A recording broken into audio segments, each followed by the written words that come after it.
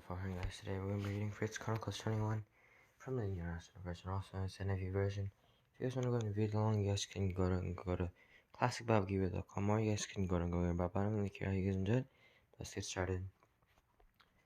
Chronicles 21, International Version, NIV. David counts the fighting men. Satan rose up against Israel and incited David to take a census of Israel. So David said to Joab and the commanders of the troops, "Go and count the Israelites from Beersheba to Dan. Then report back to me, so that I may know how many there are." But Joab replied, "May the Lord multiply his troops 100 times over. My lord the king, are they not all my lord's subjects?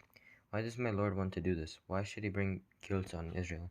The king's word, however, overruled Joab. So Joab left and went throughout Israel, and then came back to Jerusalem. Joab reported the number of the fighting men to David. In all Israel there were 1,100,000 men who could handle a sword, including 470,000 in Judah. But Joab did not include Levi and Benjamin in the numbering, because the king's command was repulsive to him. This command was also evil in the sight of God, so he punished Israel. Then David said to God, "I have sinned greatly by doing this.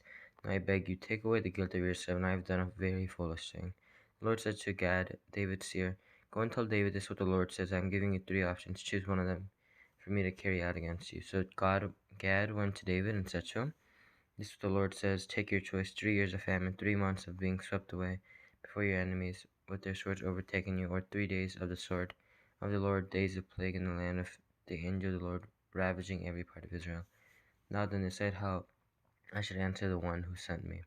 David said to Gad, "I am in deep distress. Let me fall into the hands of the Lord, for his mercy is very great, but do not let me fall into human hands."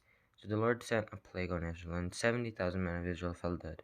And God sent an angel to destroy Jerusalem. But as the angel was doing so, the Lord saw and relented concerning the disaster. He said to the angel who was destroying the people, "Enough, withdraw your hand." The angel of the Lord was then standing at the threshing floor of Araunah the Jebusite. David looked up and saw the angel of the Lord standing between heaven and earth, with a drawn sword in his hand, extended over Jerusalem. Then David and the elders, cloaked in sackcloth, fell face down. David said to God, "Was it not I who ordered the fighting men to be counted? I, the shepherd, have sinned and done wrong. These are but sheep. What have they done? Lord my God, let your hand fall on me and my family, but do not let this plague remain on your people." David builds an altar. Then the angel of the Lord ordered Gad to tell David to go up and build an altar to the Lord on the threshing floor of Araunah the Jebusite. So David went up in obedience to the word that God had spoken in the name of the Lord. While Araunah was threshing wheat, he turned and saw the angel. His 4 sons who were with him hid themselves. Then David approached, and when Araunah looked and saw him, he left the threshing floor and bowed down before David with his face to the ground. David said to him, "Let me have the side of your threshing floor, so I can build an altar to the Lord, that the plague on the people may be stopped. Sell it to me at the full price." Araunah said to David, "Take it. Let my lord the king do whatever pleases him. Look, I'll give the oxen for the burnt offerings, the threshing sledges for the wood, and the wheat for all the grain offerings. I'll give all this." But King David replied to Araunah, "No, I insist on paying the full price. I will not take for the Lord what is yours, or sacrifice a burnt offering that cost me nothing." So David paid Araunah 600 shekels of gold for the site. David built an altar to the Lord there and sacrificed burnt offerings and fellowship offerings. He called on the Lord, and the Lord answered him with fire from heaven on the altar of burnt offering.